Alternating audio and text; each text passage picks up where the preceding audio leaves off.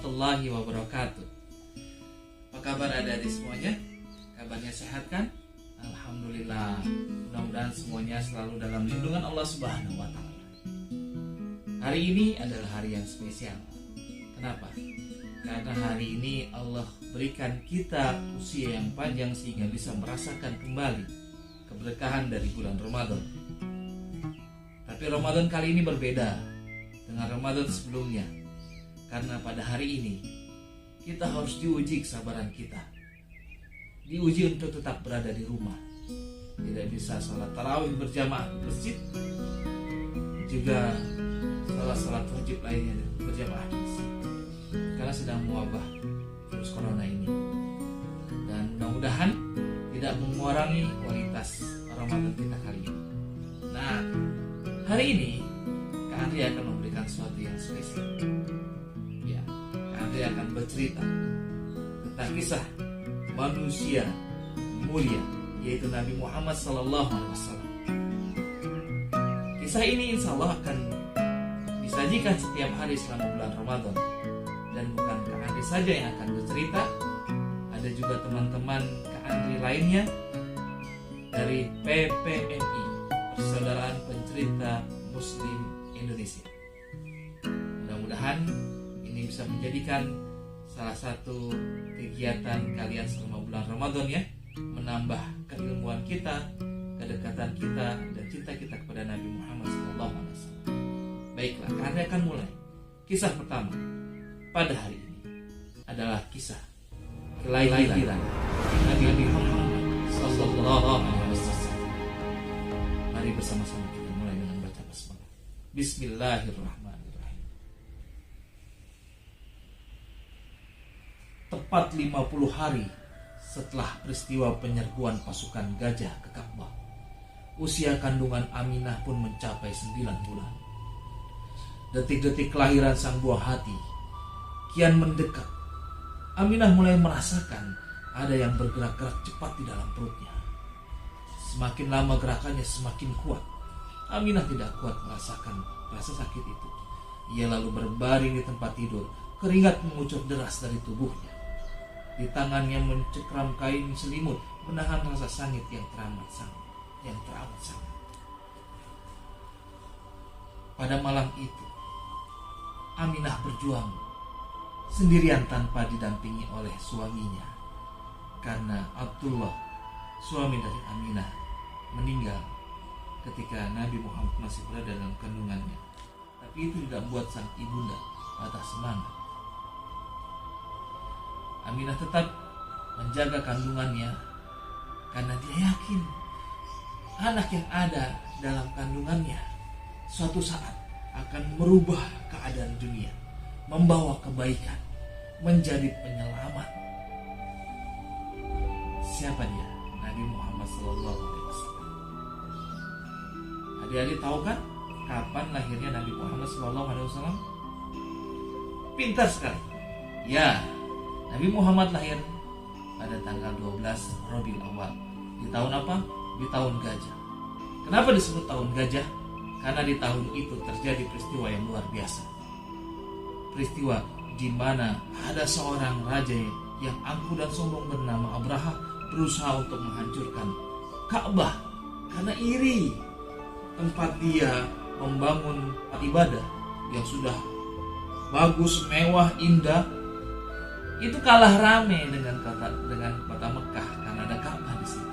Maka dia berusaha untuk menghancurkannya dengan pasukan-pasukan terkuat, mengendarai binatang terkuat pada saat itu, yaitu gajah. Tapi usahanya sia-sia karena Ka'bah dilindungi oleh Allah Subhanahu wa Ta'ala. Allah kirimkan apa? Ya, burung ababil membawa batu-batu yang membara. Dijatuhkan ribuan batu-batu itu oleh burung ababil, maka luluh lantaklah pasukannya Abraha. Maka tahun itu dinamakan tahun gajah. Di tahun itu Nabi Muhammad SAW lahir, tepatnya Yaumil Isnin atau di hari Senin.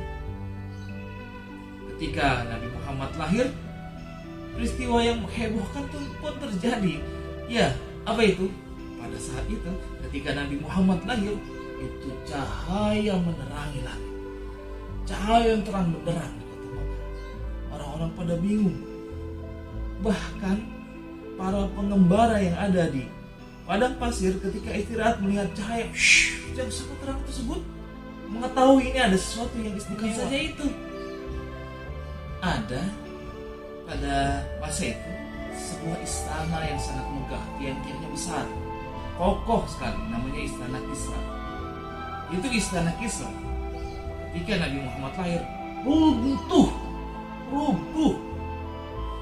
Mereka membangga-banggakan istananya, tapi pada saat kelahiran Nabi Muhammad, kesombongan itu runtuh.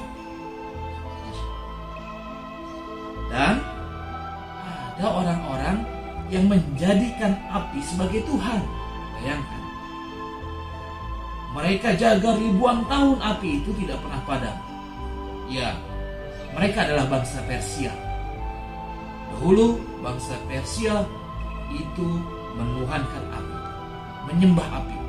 Mereka jaga apinya turun-temurun, ribuan tahun tak pernah padam api itu. Api abadi sebutan. Mereka menyembah itu. Tapi ketika kelahiran Nabi Muhammad SAW, padam tiba-tiba. Apinya hilang. Tentu terjadi keributan di sana. Bagaimana tidak? Ribuan tahun apinya yang disembah tiba-tiba langsung saja hilang. Oh, mana Tuhanku? Mana Tuhanku? Tuhanku hilang. Ya, Tuhan kita hilang. Bagaimana ini? Ya, kira-kira begitulah. Salah sendiri. Kenapa menuhankan api? Masya Allah. Subhanallah. Ya, seperti itulah kejadian yang luar biasa. Kelahiran Nabi Muhammad SAW menjadi suatu hal yang sangat menggembirakan bagi kakeknya, yaitu Abdul Muthalib. Pada saat itu Abdul Muthalib adalah seorang pemimpin di kota Mekah, orang yang sangat dihormati, memegang kunci Ka'bah. Ya, dalam suatu kebudayaan pada saat itu di kota Mekah, setiap bayi yang lahir maka itu harus diberikan nama di depan Ka'bah. Dan Aminah, sang ibunda Rasul, menitipkan pesan kepada kakeknya, kepada ayahandanya, yaitu Abdul Muthalib, untuk memberi nama anaknya dengan nama Muhammad. Tentu ini menjadi kehebohan luar biasa ketika Abdul Muthalib menggendong cucunya yang putih bersih bersinar itu, lalu mengumumkan kepada seluruh khalayak ramai pada saat itu, seluruh masyarakat pada saat itu, bahwa cucunya diberi nama Muhammad. Kenapa heboh? Karena kata Muhammad atau nama Muhammad itu nggak biasa pada saat itu. Udah lama tidak pernah ada yang mendengar kata nama Muhammad. Ya, itu tidak lazim di antara golongan mereka. Biasanya orang-orang pada masa jahiliyah tersebut memberi nama dengan nama-nama nenek moyang, kakek nenek moyang, atau memberi nama dengan berhala-berhala sesembahan mereka. Tapi tidak pernah ada yang memberikan nama anaknya dengan nama Muhammad. Hanya satu, yaitu Abdul Muthalib. Menjadi kehebohan luar biasa. Bertanya-tanya para penduduk. Hei Abdul Muthalib, kenapa engkau kasih nama cucumu itu dengan nama Muhammad dan tidak pakai nama yang lain? Ya Abdul Muthalib, itu nama yang tidak biasa di kalangan kita. Kenapa tidak engkau berikan nama seperti nenek moyang kita atau nama-nama sesembahan kita? Lihat, banyak sekali. Kamu kenapa memberikan nama Muhammad? Abdul Muthalib menjawab, karena aku menginginkan cucuku menjadi orang yang terpuji dan selalu dipuji oleh langit dan bumi, karena nama Muhammad itu artinya yang terpuji. Masya Allah, subhanallah. Itulah manusia mulia yang dilahirkan ke muka bumi ini sebagai penerang dan petunjuk kita untuk bertemu dengan Islam dan mengenal Allah. Maka sayangilah, cintailah Nabi kita, Nabi Muhammad sallallahu alaihi wasallam. Sallallahu ala Muhammad, sallallahu alaihi wasallam, sallallahu ala Muhammad, sallallahu alaihi wasallam. Ya Nabi salam alaika, Ya Rasul salam alaika,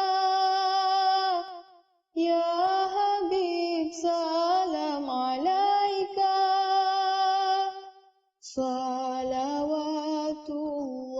alaika. Baik adik-adik, alhamdulillah, ini episode pertama tentang kisah Nabi Muhammad. Insya Allah besok akan dibawakan kisah yang lain oleh kakak yang lain. Insya Allah lebih seru. Sampai jumpa di kisah selanjutnya selama bulan Ramadan ini bersama PPNI, Persaudaraan Pencerita Muslim Indonesia. Assalamualaikum warahmatullahi wabarakatuh. Tetap semangat.